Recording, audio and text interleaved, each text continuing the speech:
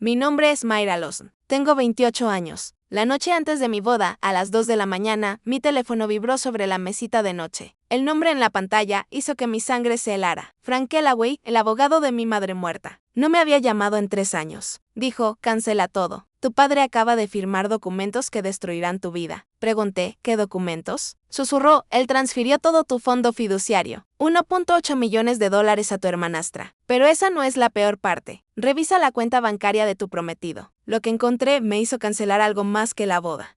Antes de comenzar, por favor tómate un momento para dar me gusta y suscribirte, pero solo si realmente sientes que esta historia lo merece. Y dime en los comentarios, ¿desde dónde estás mirando? ¿Y qué hora es donde estás ahora? Déjame llevarte 6 años atrás, a la semana en que mi madre fue enterrada y a la semana en que todo empezó a salir mal. Pero primero, antes de la llamada telefónica, antes de la traición, déjame mostrarte lo que estaba a punto de perder. 3 días antes de la boda, estaba sola en una casa de 4 habitaciones en Maple Ridge Lane.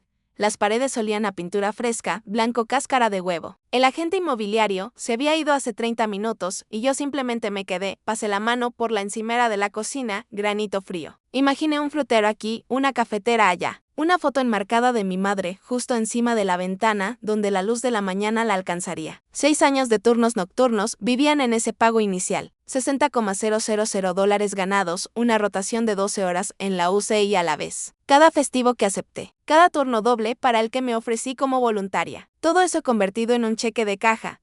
Esperando el día del cierre, 2 semanas después de la boda. El resto de la casa, la diferencia de la hipoteca, ahí era donde entraba el fondo fiduciario de mamá. 1.8 millones de dólares que ella apartó antes de morir. Una vez me dijo, sentada en la sala de oncología con una vía intravenosa en el brazo, este dinero es para el día en que estés establecida, Mayra. No para ser rica, sino para estar bien. Ese día se suponía que sería el sábado. Mi teléfono sonó. Troy, hola, hermosa. ¿Estás otra vez en la casa? Me reí, no puedo evitarlo. En 2 semanas más será nuestra escucha, mañana va a ser el mejor día de mi vida. Le creí. Dios, creí cada palabra. Cerré con llave la puerta principal, conduje de regreso a nuestro apartamento y me quedé dormida pensando en centros de mesa, en el plan de asientos y en cómo a mi madre le habría encantado el jardín. No sabía que, mientras yo soñaba con esa casa, mi padre la estaba entregando. El teléfono se iluminó a las 2:07 de la mañana. Sé la hora exacta porque lo miré durante 4 timbres antes de contestar. El nombre en la pantalla era Frank Kellaway. La última vez que Frank me llamó fue cuando se finalizó la herencia de mamá. Frank solo llamaba por asuntos de mamá. Mayra, lamento despertarte. Su voz estaba tensa, controlada. ¿Cómo suenan los médicos justo antes de decir algo que cambia todo? Frank, ¿qué ocurre? Lamento llamar a esta hora, pero para la mañana ya no quedará nada que salvar, me lo dijo con claridad de la manera en que hablan los abogados. Mi padre, Gerald Lawson, había visitado a un notario esa tarde. Había firmado una orden de distribución del fideicomiso transfiriendo todo el fondo, los 1.8 millones de dólares de mi madre, a Amber Satan, la hija de Denise, mi hermanastra. La transferencia se finalizaría en 48 horas. Me incorporé en la cama. La habitación giró. ¿Cómo sabes esto? Sigo siendo el abogado registrado en el fideicomiso original. El banco me envió una copia de la notificación de transferencia esta tarde. Llamé primero a tu padre, no respondió. No pude hablar durante un momento. Entonces Frank dijo lo que rompió todo lo demás. Hay algo más. Revisa la cuenta bancaria de Troy. Mis manos temblaban. Troy dormía a mi lado, respirando lenta y profundamente. Abrí su aplicación bancaria. Compartíamos contraseñas, como hacen las parejas cuando confían el uno en el otro. Y ahí estaba un depósito, $40,000 de la cuenta personal de Gerald Lawson. Hace 6 meses, la línea de concepto decía 2 palabras, según acuerdo. Miré a Troy, dormido, en paz. El hombre acostado junto a mí formaba parte de todo esto. Para entender lo que mi padre robó, hay que entender lo que mi madre construyó. Linda Kellaway Lawson, la 1,60 de estatura, exbibliotecaria escolar, diagnosticada con cáncer de pulmón en etapa 3 a los 51 años. Nunca fumó un solo día en su vida. Ella y mi padre se divorciaron cuando yo tenía 18 años. Fue tranquilo, sin gritos. Simplemente dejaron de encajar. Papá se mudó a un alquiler al otro lado de la ciudad. Aún así cenaban juntos en mi cumpleaños. Mamá se quedó con la casa y la mayor parte de los ahorros. Papá se quedó con su camioneta y su pensión. Justo 2 años después, mamá recibió el diagnóstico y hizo lo que hacen las bibliotecarias. Investigó, organizó, planificó, vendió la casa, retiró su jubilación. Habló con Frank Kellaway, un abogado especializado en herencias que conocía de la iglesia. Juntos construyeron un fideicomiso, 1.8 millones de dólares. Cada centavo que tenía. Colocado en un fideicomiso irrevocable para mí, las condiciones eran simples. Recibiría el monto completo a los 28 años o al casarme, lo que ocurriera primero. Hasta entonces, mi padre actuaría como administrador del fideicomiso. Ella confió en él porque había sido decente durante el divorcio, porque todavía la llamaba Lynn, porque le llevaba sopa cuando estaba demasiado enferma para cocinar. Firmó el fideicomiso un martes. Murió un jueves. 11 semanas después, yo tenía 22 años. Sostuve su mano al final. Me miró y dijo, el dinero es para establecerte, cariño, no para gastarlo. Sabrás cuándo. Llevé esas palabras conmigo como una piedra en el bolsillo durante 6 años. Mi madre confió mi futuro a mi padre, no sabía que se lo estaba entregando a un extraño, porque 10 meses después de enterrarla, papá se casó con Denise. Denise Puitlosna apareció en la vida de mi padre como el clima. Un día el cielo estaba despejado, y al siguiente ella simplemente estaba allí, en la casa, en la cocina de mamá, usando el delantal de mamá. Tenía 43 años entonces. Mechas rubias, voz suave, siempre tocando el brazo de papá. Tenía una hija de un matrimonio anterior, Ember Satan, de 18 años, callada, bonita, recién salida de la escuela secundaria, sin ningún plan en particular. Denise lloraba mucho. En la mesa, durante la cena, se le llenaban los ojos de lágrimas y decía, simplemente odio que Ember nunca haya tenido una verdadera figura paterna. Miraba a papá con esos ojos húmedos, y papá apretaba su mano y decía, ahora tiene uno. Yo lo intenté, de verdad que lo intenté. Conduje 2 horas para Acción de Gracias ese primer año. Llevé pastel de calabaza, entré y encontré a Ember sentada en mi silla. Mis fotos en la repisa del pasillo habían sido reemplazadas por un retrato familiar. Gerald, Denise, Ember sonriendo, con los colores coordinados. Papá me vio mirándolo. Necesitábamos una foto actualizada. Cariño, subí las escaleras para usar el baño y pasé por mi antigua habitación. La puerta estaba abierta, la ropa de Ember sobre la cama, los pósteres de Ember en las paredes. El antiguo tocador de mi madre había desaparecido. No dije nada, no en ese momento. Pero el peor descubrimiento llegó 3 meses después. Estaba navegando en un grupo local de compra y venta en línea cuando lo vi. El anillo de bodas de mamá. El de zafiro que papá le dio en 1994. Listado por $1,200. Publicado por Gerald Lawson. Lo llamé. Dijo. Denise pensó que solo estaba ocupando espacio. Fue entonces cuando algo cambió dentro de mí. No era exactamente enojo, era claridad. Solo quiero lo que sea justo para ambas chicas, le gustaba decir a Denise. Eso es todo lo que cualquier madre quiere. Lo decía tan a menudo que casi no me di cuenta de lo que realmente significaba.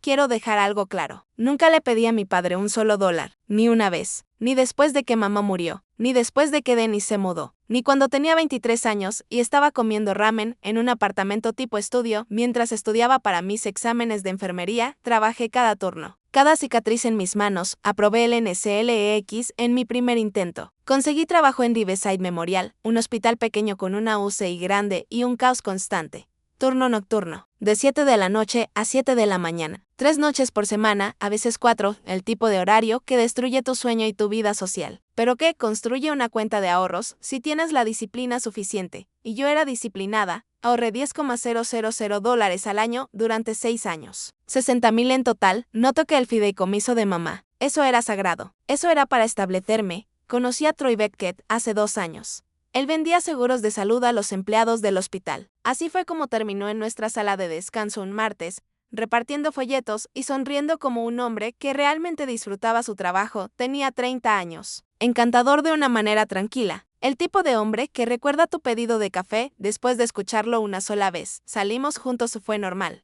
Estable, no era rico, pero era confiable. Me recogía después de los turnos nocturnos. No se quejaba de mis horarios. 6 meses después dijo, deja de preocuparte por el dinero. Yo lo resolveré. Pensé que hablaba el amor. Ahora sé que era un hombre que ya tenía 40,000 razones para no preocuparse. Pero en ese momento, Troy se sentía como la última pieza, la casa, el fideicomiso, el esposo. Todo lo que mi madre quería para mí, finalmente encajando en su lugar. Debí haberlo sabido, las cosas no encajan solas. Se acomodan. El mes en que cumplí 28 años, llamé a mi padre. Papá, el fideicomiso se desbloquea este año. Encontré una casa. Necesito empezar el papeleo para la distribución. Guardó silencio durante un segundo demasiado largo. Por supuesto, cariño. Yo me encargaré del papeleo del fideicomiso. Ese es mi trabajo como tu padre. No lo pensé 2 veces. Él era el administrador del fideicomiso. Literalmente ese era su papel. Le envié los detalles. La casa en Maple Ridge. $280,000, el cierre programado para 2 semanas después de la boda. Mis 60,000 cubrirían el pago inicial. El fideicomiso cubriría el resto. Papá dijo, concéntrate en tu boda. Yo me encargo del resto, y eso hice. Me concentré en los proveedores de comida, en las listas de invitados y en las pruebas de vestidos para las damas de honor. Dejé que mi padre manejara la única cosa que mi madre le había confiado específicamente, mirando atrás. Ahora puedo verlo. La manera en que seguía tranquilizándome. No te preocupes por el banco. Ya hablé con ellos. El papeleo está avanzando. Solo va lento. Ya tienes suficiente en tu plato con la boda. Cada vez que hacía una pregunta de seguimiento, él desviaba la conversación. Y aquí está lo que todavía me mantiene despierta por las noches. La misma semana en que papá me dijo que me concentrara en la boda. Llamó a Troy, lo sé ahora por los registros telefónicos, una llamada de 14 minutos el día después de que le hablé a papá sobre la casa. No sé exactamente qué se dijo, pero sí sé lo que ocurrió después. Troy de repente empezó a presionar para adelantar la fecha de la boda. ¿Por qué esperar hasta otoño? Hagámoslo en junio, pensé que era romántico de amor impaciente. En realidad era un calendario. Papá necesitaba que la boda ocurriera antes de que yo cumpliera 28 años o lo suficientemente cerca como para que estuviera demasiado distraída para revisar nada, y casi funcionó. Las señales estaban allí, simplemente no quise verlas. 4 meses antes de la boda, Troy pagó sus préstamos estudiantiles, los 35,000 completos. Me enteré porque dejó un estado de cuenta bancario sobre la encimera de la cocina. ¿Cómo? Pregunté. Has estado pagando el mínimo durante años. Bono de fin de año, dijo, sin levantar la vista de su teléfono.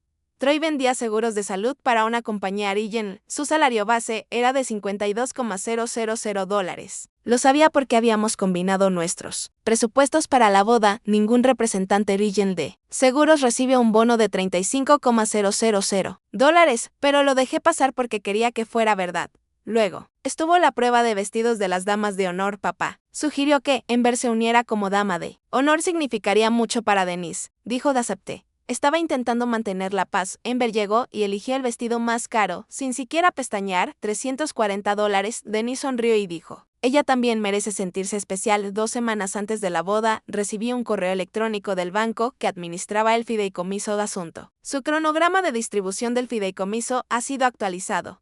Le eché un vistazo. Vi lenguaje oficial y asumí que papá estaba haciendo avanzar las cosas. No abrí el archivo adjunto. Ese archivo adjunto era la notificación de cambio de beneficiario, y luego estaba la tía Helen, la hermana menor de mamá. Me llamó una noche de la nada. Cariño, sé que Gerald es tu padre, pero tu madre no solo confió en él con dinero. Confiaba en él contigo. ¿Qué estás diciendo, tía Helen? Estoy diciendo que prestes atención. Le dije que todo estaba bien. Le dije que me iba a casar, que estaba comprando una casa y que papá estaba manejando el fideicomiso.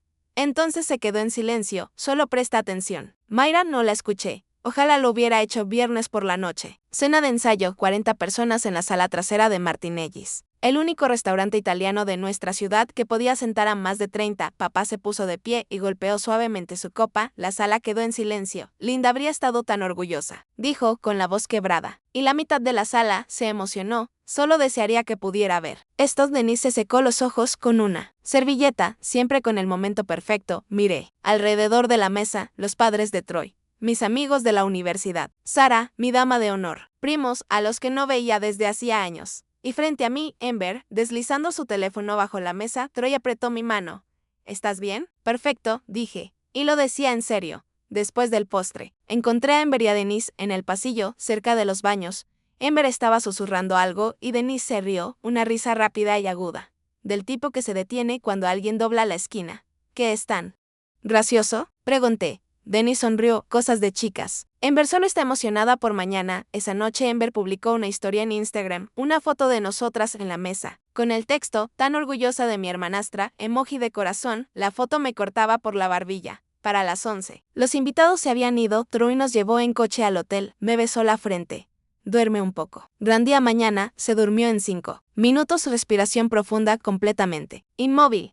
Yo me quedé despierta, pensando en la casa, en el fideicomiso, en los votos que había memorizado, pensando que esa era la última noche en que me dormiría como Mayra. Ni que mañana sería alguien nueva. A las 2:07 de la mañana, mi teléfono vibró.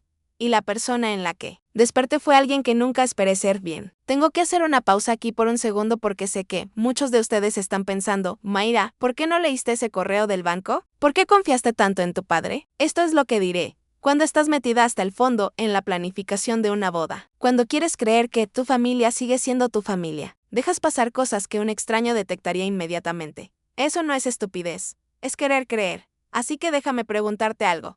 ¿Crees que Gerald hizo esto porque realmente creía que era justo? ¿O porque tenía miedo de Denise? Dímelo en los comentarios. Bien, volvamos a la historia. 2 de la mañana, después de la llamada de Frank. No desperté a Troy, tomé mi teléfono. Fui al baño, cerré la puerta con llave y me senté en el borde de la bañera. Las baldosas estaban frías bajo mis pies. Abrí otra vez su aplicación bancaria y busqué el depósito de 40,000 de papá. Ese era el titular. Pero debajo, enterrados entre meses de transacciones. Encontré 3 depósitos más, 2,000 en marzo, 3, 0 en abril, 1,500. En mayo, cada uno de una cuenta diferente, cada uno rastreable a Denise Puig. No solo papá. Denise también le estaba pagando a Troy. Directamente, las líneas de concepto eran vaga S.G, S.Tu, S.R y mbolso.il. Tipo de palabras que la gente usa cuando no quiere dejar un rastro. Claro, pero el patrón era evidente. Troy había estado recibiendo dinero tanto de mi padre como de su esposa durante 6 meses, el total $46,500. Hice capturas de pantalla de cada transacción, cada línea de concepto, cada marca de tiempo. Luego me quedé allí sentada durante mucho tiempo. El hombre que dormía en la habitación de al lado había aceptado dinero de mi padre para mantenerme distraída. Cada vez que Troy decía, no te estreses por el calendario. Cada vez que presionaba para adelantar la fecha de la boda. Cada vez que me decía que dejara que tu padre se encargara de eso. Estaba corriendo el reloj. No lloré. Las enfermeras no lloran cuando el monitor se queda en línea recta. Actuamos. Me miré en el espejo del baño. El rímel de la cena de ensayo todavía en mis pestañas. Los pendientes de perlas de mi madre todavía puestos. Parecía una novia. Me quité los pendientes. Los puse en la palma de mi mano y cerré el puño. Luego abrí la puerta del baño. Miré a Troy durmiendo en paz profundamente, de la manera en que duerme un hombre cuando su conciencia ya ha sido comprada y pagada. Y tomé una decisión. Salí al pasillo del hotel descalza y volví a llamar a Frank. Contestó en el primer timbre. Había estado esperando en Mayra, que en contraste, $46,500 de mi padre y de Denise durante 6 meses. Frank exhaló lentamente. Entonces es peor de lo que pensaba. Me explicó la situación legal como administrador del fideicomiso. Mi padre tenía autoridad administrativa sobre el fondo, pero el documento del fideicomiso que el propio Frank había redactado junto con mi madre me nombraba a mí como única beneficiaria. Transferir los activos a Inversatan no era una decisión de criterio. Era una violación del deber fiduciario. Tu madre creó ese fideicomiso para protegerte. Dijo Frank, tu padre acaba de usar su posición para robarte. ¿Puede hacer eso? Lo hizo, pero no es legal. El fideicomiso especifica que, si el administrador viola su deber fiduciario, tú, como beneficiaria, tienes el derecho de solicitar la recuperación del dinero y daños. Mi mente iba a toda velocidad.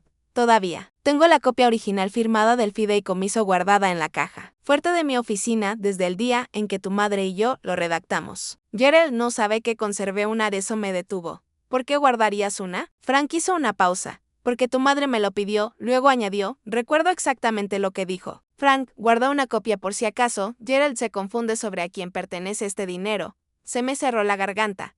Mamá lo sabía, tal vez no los detalles exactos, pero sabía lo suficiente para construir una red de seguridad. Frank no había terminado. Hay una cosa más. Llama a tu tía Helen. Ella sabe cosas sobre las finanzas de tu padre que necesitas escuchar. ¿Qué clase de cosas? Las que tu madre le contó antes de morir. Colgué y me quedé sola en ese pasillo, descalza, a las 3 de la mañana. Con mi boda a 12 horas de distancia. Hice 4 llamadas en 20 minutos. Primero, la organizadora de la boda contestó adormilada, confundida. Mayra, son las 3 de la mañana, cancela todo, el lugar, las flores, el catering, todo. ¿Qué? Mayra, la boda es en. Se cancela la segunda llamada. El buzón de voz del pastor Davies. Dejé un mensaje. No habrá ceremonia mañana. Lamento el aviso tan corto. Gracias por su tiempo. Tercera llamada. Sara, mi mejor amiga, mi dama de honor, contestó en el segundo timbre. Porque así es Sara. Mayra, ¿qué está pasando? Ven a buscarme. Estoy en el Marriott de la Ruta 9, habitación 412.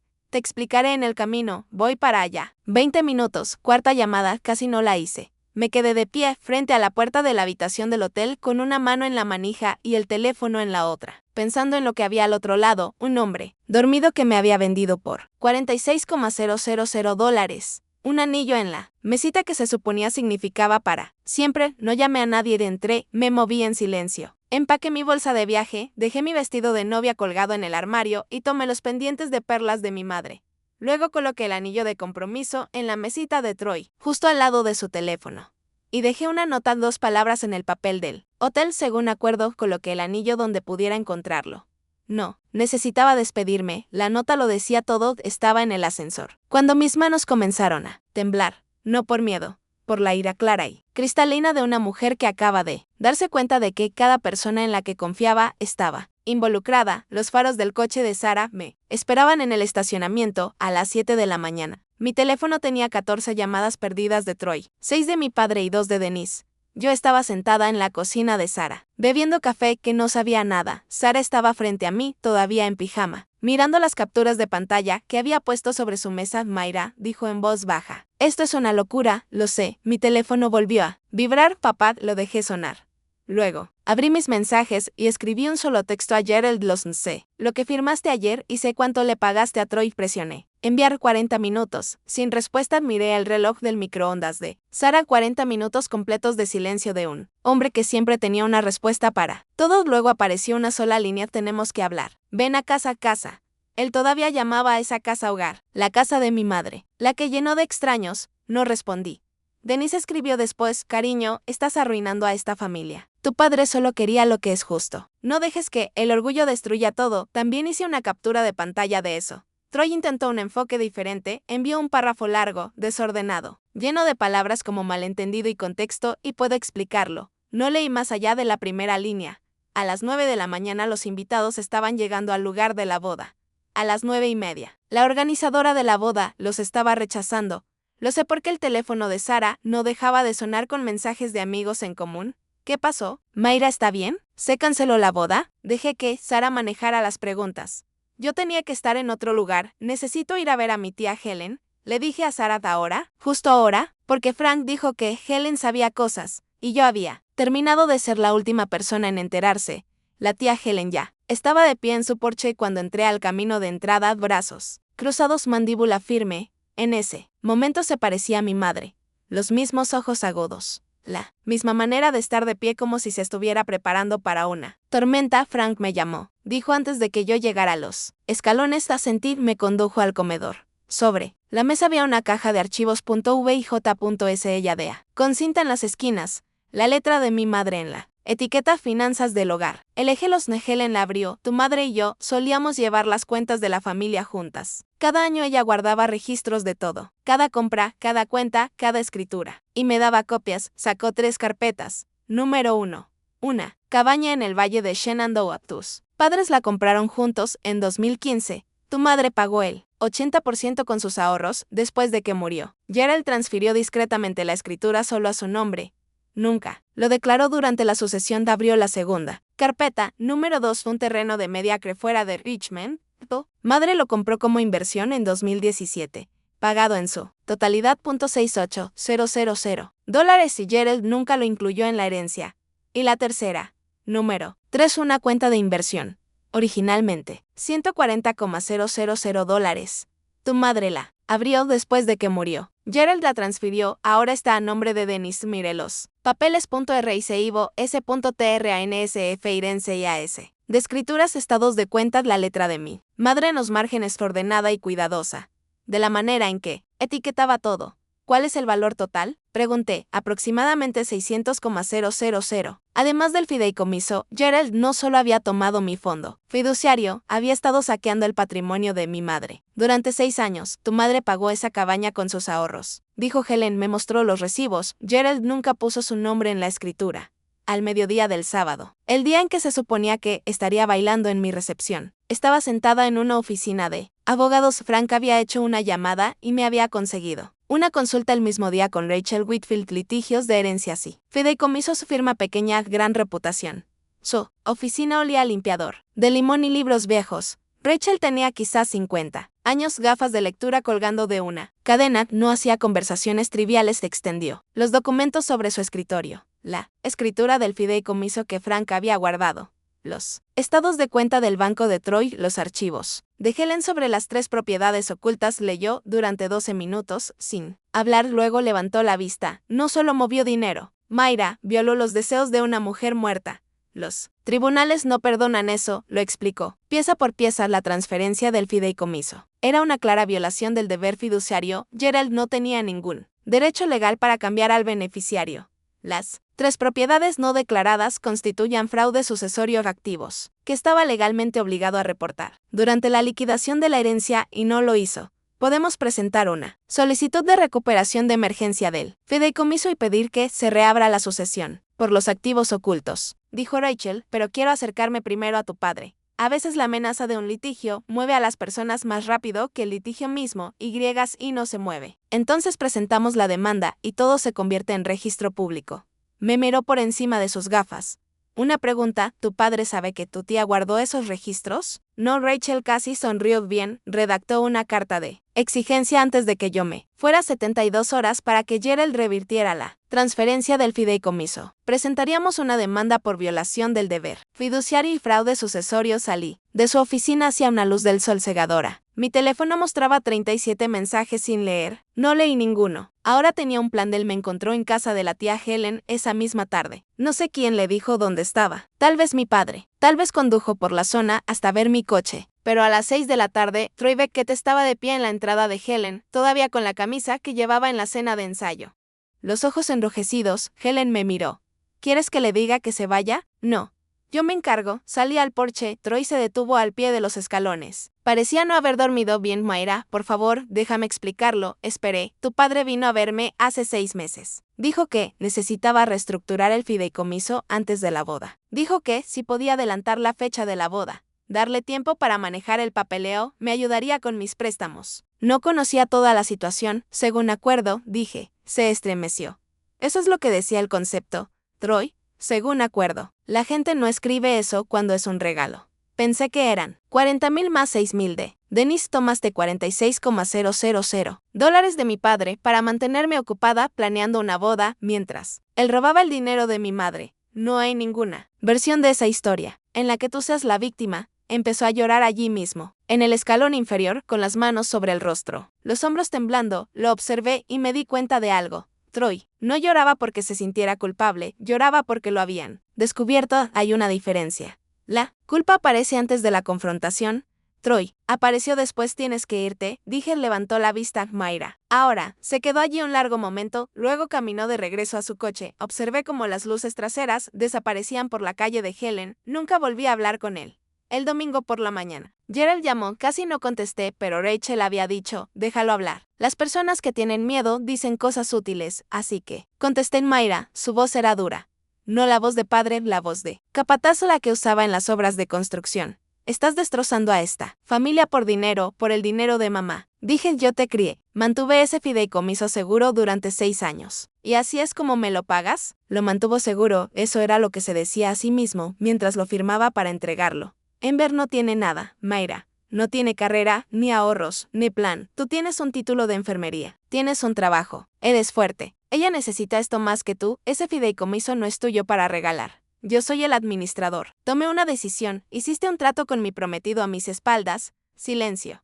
Vas a arrepentirte de arrastrar a esta familia por el barro. Colgó en menos de 1 hora. Denise comenzó su campaña. Me escribió. Tu padre solo quería lo mejor para todos. No dejes que la codicia destruya a esta familia, cariño. Luego empezaron a llegar los mensajes de los familiares. 3 mensajes de texto, 2 llamadas, todos diciendo variaciones de lo mismo. Gerald dice que cancelaste la boda por el fondo fiduciario. Dice que está siendo codiciosa. ¿Qué está pasando? Lo sabía. Llamado a todos, había contado su versión primero. La versión en la que él es un padre amoroso que intenta ayudar a su hijastra y su hija biológica lo castiga por ello. Leí cada mensaje, no respondí a ninguno. Porque yo sabía algo que Gerald no sabía.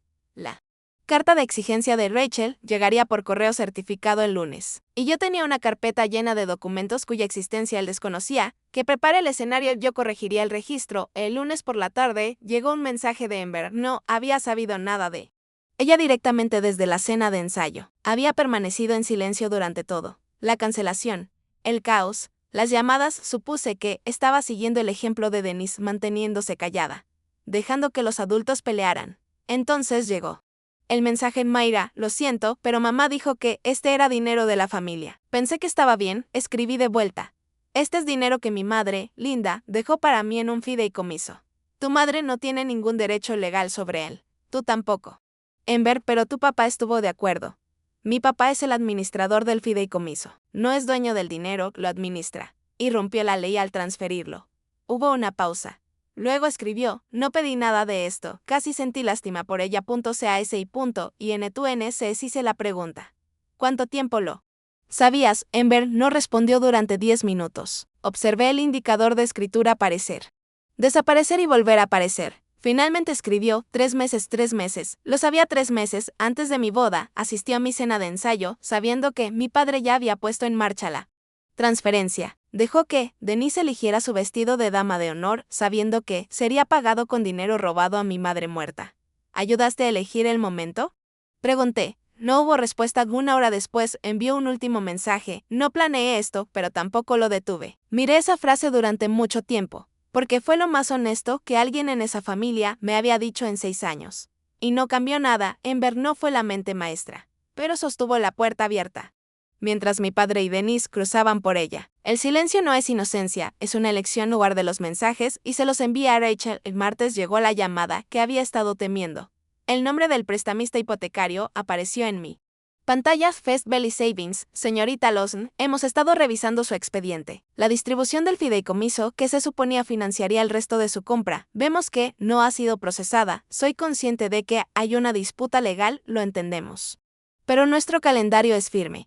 Si no podemos verificar la financiación dentro de 14 días, el contrato caduca. Perdería el depósito inicial y enfrentaría posibles penalizaciones, $60,000, 6 años de turnos nocturnos de 12 horas. Controles de signos vitales a las 3 de la mañana, códigos azules. Dobles turnos en días festivos y comer. Sopa fría en la sala de descanso porque nunca había tiempo para calentarla. Todo eso desaparecería si no podía resolverlo en 2 semanas. Me senté en mi coche frente a la casa de la tía Helen y cerré los ojos 5 minutos. Me di 5 minutos para sentir todo el peso de aquello. 6 años de turnos nocturnos, eso no es dinero. Es mi vida convertida en un número. Luego abrí los ojos y llamé a Rachel. Tenemos que movernos más rápido, la carta de exigencia llega hoy. Dijo Gerald, tiene 72 horas para responder, y si no lo hace, entonces presentamos una petición de emergencia. Un juez puede congelar la transferencia y nombrar a un nuevo administrador. Pero Mayra, será ajustado, tiene que funcionar. Rachel, lo sé, colgué y miré la casa al otro lado de la calle. El hogar de alguien más. El porche de alguien más. El martes normal de alguien más. Pensé en la encimera de la cocina en Maple Ridge Lane. En las paredes blancas color cáscara de huevo. En el lugar donde iba a colgar la foto de mamá. No era solo una casadera, lo primero que había construido completamente por mi cuenta, y no iba a dejar que mi padre me lo quitara. Gerald recibió la carta de Rachel el martes por la tarde, correo certificado con acuse de recibo. Sé lo que decía porque Rachel me envió una copia. 2 páginas de espaciado simple, y cada frase golpeaba como un martillo. Citaba el documento del fideicomiso por número, nombraba las violaciones fiduciarias, mencionaba las 3 propiedades no declaradas.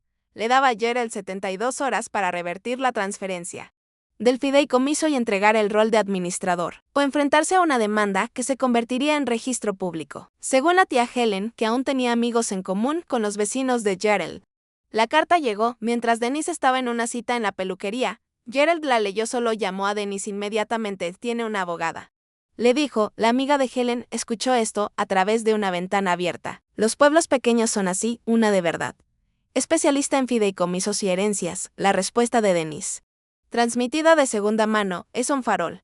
No demandará a su propio padre, pero Gerald no estaba seguro, y por primera vez escuché incertidumbre en su voz cuando me llamó esa noche. Mayra, ¿de verdad quieres llevar a tu padre a los tribunales? No estoy demandando a mi padre. Dije, estoy haciendo responsable al administrador del fideicomiso de mi madre. Se quedó en silencio. Podía escuchar a Denise en el fondo, susurrando algo que no alcanzaba a entender, aún guiándolo. Entonces Gerald dijo lo que había estado esperando. Arreglemos esto como una familia. Este domingo, todos vienen a la casa. Lo hablamos como adultos. Pensaba que estaba tendiendo una trampa, una sala llena de familiares, todos preparados con su versión de los hechos, todos listos para presionarme para que retrocediera. Está bien, dije. Domingo, él pensaba que estaba entrando en su terreno. No sabía que yo estaba llevando el mío. Gerald pasó el resto de la semana llamando por teléfono.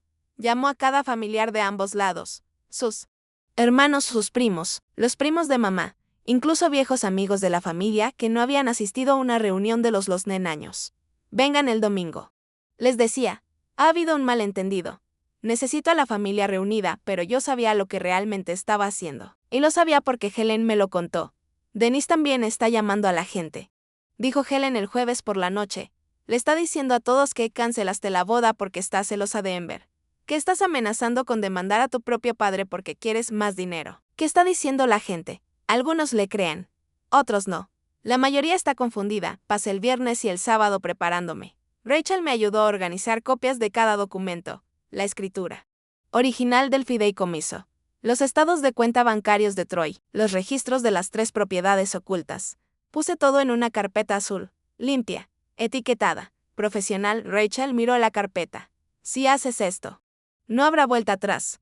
Una vez que vean estos documentos, la familia sabrá todo. Ese es el punto. No necesitas su aprobación, Mayra, legalmente. Ya tienes todo lo que necesitas para presentar la demanda, lo sé. Pero mi padre se levantó en esa cena de ensayo y se llamó a sí mismo un buen padre frente a 40 personas. Llamó a los familiares y les dijo que soy codiciosa. Envenenó el ambiente. Levanté la carpeta azul. Esta es la verdad, y merecen escucharla de mí. Rachel asintió. Entonces deja que la vean. Pero mantén la calma. No acuses. Solo presenta el domingo por la mañana. Me puse una blusa gris sencilla, sin joyas, excepto los pendientes de perlas de mi madre. Tomé la carpeta azul. La sujeté bajo el brazo y conduje hasta la casa de mi padre.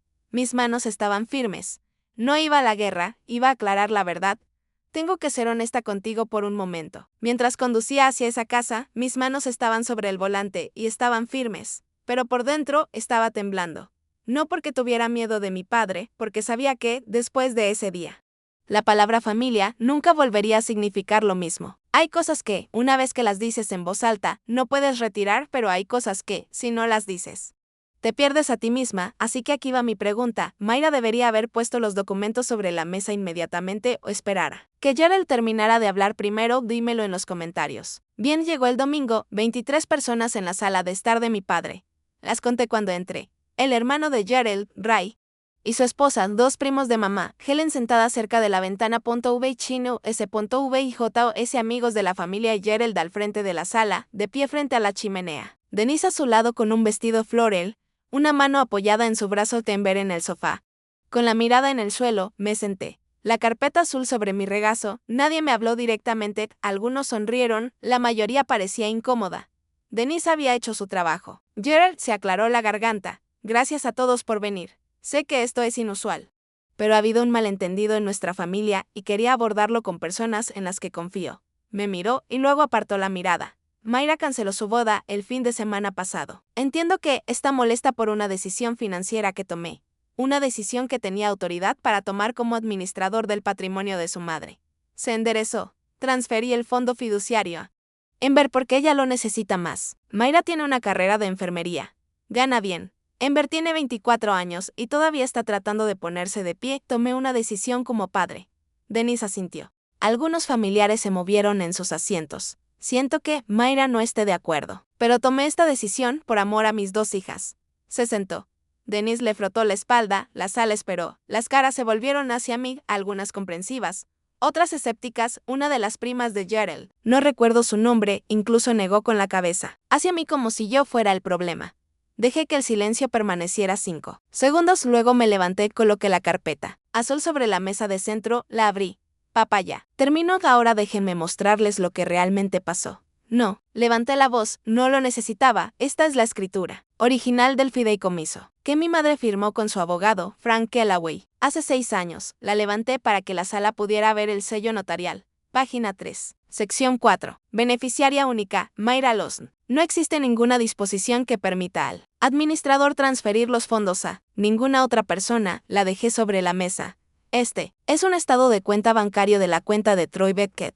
Coloqué la impresión junto a la escritura del fideicomiso. Hace 6 meses, mi padre depositó $40,000 en la cuenta de mi prometido. El concepto dice, según acuerdo, mi padre le pagó al hombre con el que iba a casarme para acelerar la fecha de nuestra boda y mantenerme ocupada mientras él finalizaba la transferencia. La habitación quedó en silencio, no silenciosa, silencio. absoluto de ese tipo de silencio en el que puedes escuchar el refrigerador zumbando en la cocina. El rostro de Gerald se había vuelto blanco, la mano de Dennis cayó de su brazo. Estos, dije. Abriendo la última sección de la carpeta, son los registros de 3 propiedades que mi madre compró durante su vida: una cabaña en el valle de Shenandoah, un terreno de media acre fuera de Richmond, una cuenta de inversión valorada en $140,000.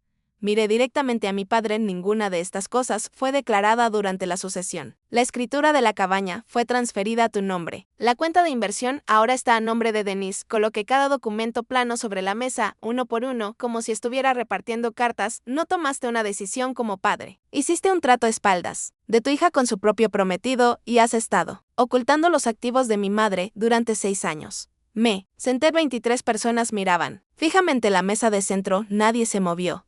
El tío Ray fue el primero en hablar. Gerald, ¿qué demonios es esto? Denise se levantó primero. Por supuesto que lo hizo. Esto es privado. Esto es un asunto familiar y Mayra está sacando los trapos sucios delante de... No, Denise. La voz de la tía Helen cortó la habitación como una cuchilla. Estaba de pie junto a la ventana, con los brazos a los lados, firme como una roca. Esto es rendición de cuentas. La sala giró hacia ella. Helen dio un paso adelante. Linda era mi hermana. Antes de morir me mostró cada registro financiero que tenía. Tengo copias de cada documento en esa carpeta. Cada recibo, cada escritura. Pausó un momento. Puedo confirmar que todo lo que Mayra acaba de presentar es exacto. Denise se volvió hacia Gerald. Di algo. No te quedes ahí sentado, dejando que nos humille. Pero Gerald no podía hablar. Estaba sentado en su silla, con las manos agarrando sus rodillas, mirando los documentos sobre la mesa como si estuvieran escritos en un idioma que había olvidado. La prima de mamá, Margaret, habló después tranquila, controlada. Gerald, prometiste a Linda que cuidarías de Mayra. Estuviste en el funeral y dijiste eso. Yo estaba allí. El hermano de Gerald, Ray, no fue tan tranquilo. Se inclinó hacia adelante, con el rostro rojo. Gerald, yo te presté $30,000 el año pasado. Dijiste que era para reparaciones de la casa. Señaló los documentos. ¿A dónde fue ese dinero? Gerald abrió la boca, la cerró, la abrió otra vez. Yo estaba intentando hacer lo correcto para todos, pagando al prometido de tu hija, dijo Ray, ocultando propiedades del patrimonio de tu esposa muerta. Ember se levantó del sofá. No dijo una palabra. Caminó hasta la puerta principal. La abrió y salió. La puerta mosquitera se cerró de golpe. Detrás de ella, Denise observó a su hija irse. Por primera vez desde que la conocía. Denise no tenía nada que decir. La habitación ya no estaba del lado de Gerald. Esperé a que el ruido se calmara. Los murmullos. Las sillas moviéndose. El sonido de 23 personas, recalculando todo lo que creían saber sobre Gerald. Entonces miré a mi padre. Papá levantó. Los ojos estaban húmedos. No vine aquí para humillarte. Vine porque no me dejaste otra opción. Mantuve la voz firme. De la misma manera en que hablo con las familias en la UCI.celara.de-sin. Crueldad. Estoy pidiendo 3 cosas. 1. Revierte la transferencia del fideicomiso dentro de 48 horas. 2. Declara las 3 propiedades ocultas de mamá y coopera con el Tribunal de Sucesiones para devolverlas a su patrimonio. 3. Renuncia como administrador del fideicomiso. Frank Kellaway asumirá el cargo. Si haces todo eso, no habrá demanda. No habrá tribunal. No habrá registro público. Si no lo haces. Mi abogada presenta la demanda el lunes por la mañana y todo lo que está sobre esta mesa se convertirá en un asunto legal. Gerald miró alrededor de la sala. A Ray, cuya mandíbula estaba tensa. A Helen, que sostuvo su mirada sin parpadear. A Denise, que apretaba el brazo del sofá con tanta fuerza que sus nudillos estaban blancos. Miró el lugar donde Ember había estado sentada. Vacío ahora, y luego me miró a mí. De verdad me miró. Por primera vez en años, quizá. No a la hija capaz que no necesitaba nada. No a la confiable que estaría bien, sin importar que de amiga sintió un solo gesto, pequeño, roto. Está bien, dijo. Cerré la carpeta, la tomé y me puse de pie. No vine aquí para destruir a mi familia. Dije a la sala, vine porque mi familia intentó destruir lo que mi madre me dejó y no podía permitir que eso sucediera. Salí por la puerta principal. La tía Helen me siguió. Nadie nos detuvo y Gerald firmó los documentos de reversión. El martes por la tarde, Rachel estaba allí, Frank estaba allí. Gerald, llegó solo Denise por primera vez. No fue invitada. La transferencia del fideicomiso fue anulada. Frank Kellaway asumió el rol de administrador exactamente como mi madre habría querido desde el principio. Para el miércoles, el banco confirmó que los fondos habían sido restaurados. Llamé a Fest Belly Savings. La distribución del fideicomiso está confirmada, dijo la oficial de préstamos y pude escuchar su sonrisa a través del teléfono. El cierre vuelve a estar programado, la casa en Maple Ridge. Lane seguía allí, seguía siendo mía. Rachel presentó una petición para reabrir la sucesión del patrimonio de mi madre esa misma semana, las 3 propiedades ocultas, la cabaña, el terreno y la cuenta de inversión. Serían revisadas. El proceso judicial tomaría meses, quizá un año. Pero la maquinaria ya estaba en movimiento. Roy me envió un mensaje el miércoles por la noche. .larg o .cutr párrafos.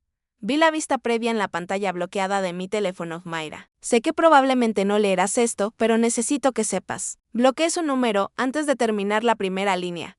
El jueves Gerald llamó, casi no contesté, pero algo dentro de mí, la parte que todavía recuerda cuando me llevaba sobre sus hombros en la feria del condado cuando tenía 6 años. Respondió Mayra, papá, espero que seas feliz en esa casa, esperé la disculpa. No llegó, no dijo lo siento, y por primera vez no lo necesité. Lo seré, dije, y colgué. Me quedé sentada un rato en la habitación de invitados de Sara, después de eso, sosteniendo mi teléfono, pensando en todas las formas en que esa conversación podría haber sido, en todas las cosas que él podría haber dicho, pero la gente te dice quién es, solo tienes que dejar de reescribir sus líneas, las consecuencias llegaron en oleadas. Él, tío Ray exigió públicamente que le devolvieran sus $30,000 en una parrillada familiar el fin de semana siguiente. Gerald no asistió. Ray se lo contó a cualquiera que quisiera escuchar. Y, en un pequeño pueblo de Virginia, eso significaba que para el lunes todo el mundo lo sabía. La reputación de Gerald, el patriarca trabajador, constante y confiable, se agrietó como pintura vieja. Personas que lo habían conocido durante décadas dejaron de devolverle las llamadas. 2 de sus amigos más antiguos de los días de construcción lo sacaron discretamente de su grupo de casa. Denise y Gerald comenzaron a pelear. Helen lo supo por un amigo en común. Gritos, puertas, golpeando de ese tipo de discusiones. Que los vecinos fingen no escuchar. Denise culpaba. Gerald, dejaste que nos humillara. Deberías haber luchado. Gerald culpaba a Denise de vuelta. Y entonces llegó el giro que no vi venir. Gerald descubrió, a través de los documentos que Rachel citó durante la revisión de la sucesión, que Denise le había contado a Amber sobre el plan de transferir el fideicomiso antes de que Gerald siquiera aceptara hacerlo. 3 meses antes de Denise le había prometido a su hija que este dinero será tuyo, mientras todavía estaba intentando convencer a Gerald de firmar. Gerald no fue el arquitecto.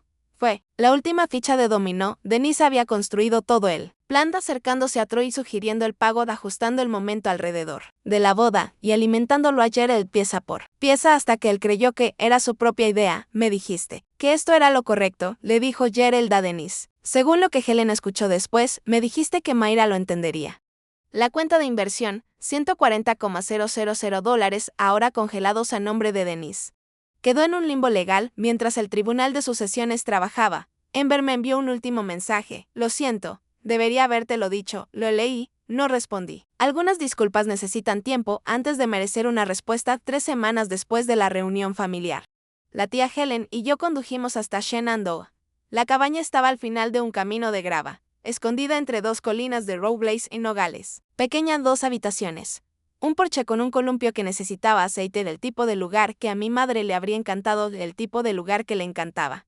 Porque ella lo pagó. Helen tenía la llave vieja, la había guardado desde que mamá estaba viva. La cerradura estaba dura, pero giró. Dentro había polvo y silencio. Claramente Gerald no había estado allí en años. Caminamos por las habitaciones lentamente. Los muebles estaban cubiertos con sábanas. El grifo de la cocina goteaba telarañas en las esquinas. Entonces encontré la caja. Estaba en el armario del dormitorio, en el estante superior, detrás de una pila de mantas dobladas. Una caja de zapatos .s y en silla.c o en la letra de mi madre en la tapa. Para Mayra, cuando encuentre este lugar, la abrí sobre la cama. Dentro había fotografías antiguas. Mamá y yo en la playa, mamá en su escritorio de la biblioteca. Mamá y Helen riendo en algún día de acción de gracias que apenas recordaba. Y en el fondo, una carta sellada. Mi nombre en el sobre. La abrí con las manos temblando. Mi dulce niña, si estás leyendo esto, significa que encontraste la cabaña. La compré para ti, Mayra, no para tu padre, para ti, para que siempre tengas un lugar que sea solo tuyo. ¿Algún lugar al que volver? Espero que estés leyendo esto en un buen día, pero si no lo estás, quiero que sepas que también pensé en eso. Helen me sostuvo mientras lloraba, la primera vez que lloré en todo este desastre. Helen lo supo, mi madre lo sabía, tal vez no los detalles, pero sabía lo suficiente como para dejarme pistas. Y finalmente la seguí hasta casa. 3 meses después, estoy de pie en la cocina de la casa en Maple Ridge Lane.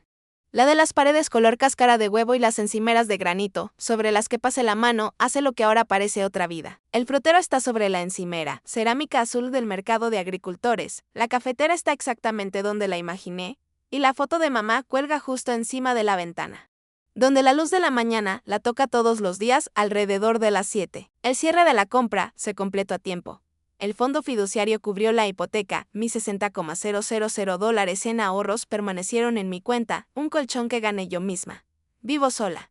Y quiero que sepas que esa frase no me entristece, me da estabilidad. La tía Helen vino a la inauguración de la casa. Trajo una cazuela y una foto enmarcada de mamá y yo el día de mi graduación de la escuela de enfermería. Frank Kellaway también vino, se quedó de pie en la sala, miró alrededor y dijo, Linda probaría esta cocina. Casi me reí. Sara trajo flores tulipanes amarillos. Los puso sobre la mesa del comedor y dijo, ¿sabes qué me gusta de este lugar?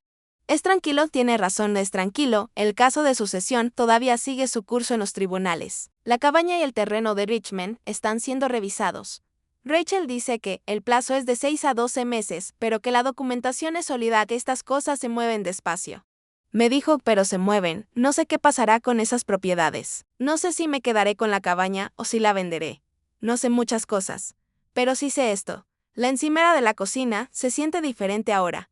No es solo una encimera, es una prueba, la prueba de que puedo perderlo todo en una sola noche y reconstruirlo sin convertirme en alguien que no soy. Gerald llamó 2 veces durante esos 3 meses. La primera vez no contesté, no porque estuviera enfadada, porque no estaba lista. La segunda vez, 8 semanas después de la reunión familiar. Contesté Mayra, papá, una pausa larga. Podía escucharlo respirar. Sin ruido de fondo, sin Denny susurrando instrucciones desde el sofá. Lo siento. Dijo, debí haber protegido lo que tu madre te dejó. No lo hice. Eso es responsabilidad mía. Cerré los ojos, me apoyé contra la pared de mi cocina. Dejé que las palabras se asentaran. Acepto tu disculpa, dije, pero necesito tiempo. Mucho tiempo, lo entiendo, y necesito que sepas algo.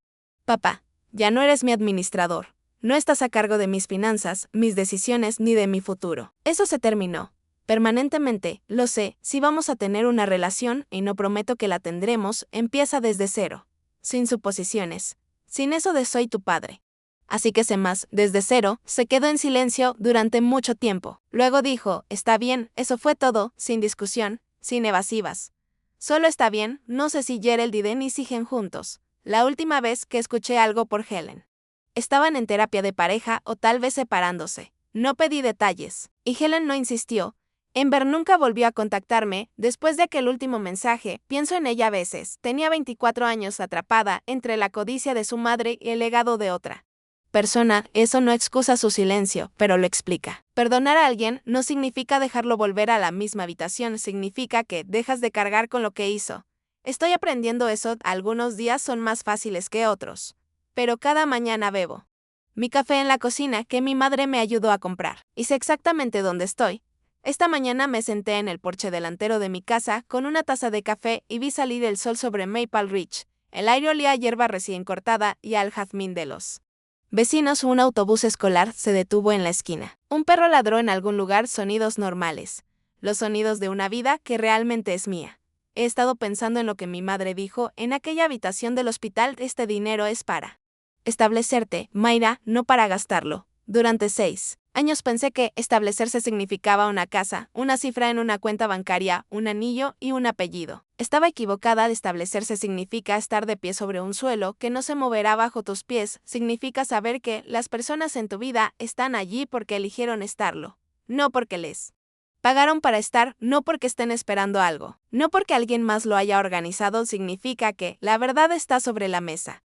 Incluso cuando la mesa está en una habitación llena de personas que no querían escucharla.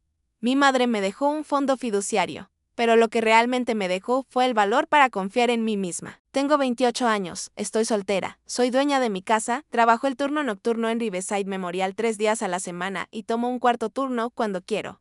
Visito la cabaña de Shenandoah una vez al mes. La tía Helen viene conmigo a veces. Nos sentamos en el columpio del porche y no hablamos mucho.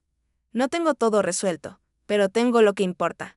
Tengo la verdad, tengo los límites, y tengo una encimera de cocina donde la luz de la mañana cae exactamente como siempre imaginé que lo haría. Eso es suficiente, eso es más que suficiente.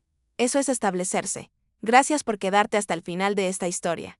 Si alguna vez has tenido que trazar una línea con alguien que se suponía debía protegerte, tu padre, tu pareja, cualquiera, quiero que sepas algo. No estás equivocado por protegerte. No eres egoísta. No eres desagradecido. Estás sobreviviendo. Si esta historia significó algo para ti, presiona me gusta. Suscríbete y compártela con alguien que necesite escucharla hoy. Y si quieres más historias como esta, el próximo video está enlazado en la descripción a continuación. Nos vemos allí, cuídense.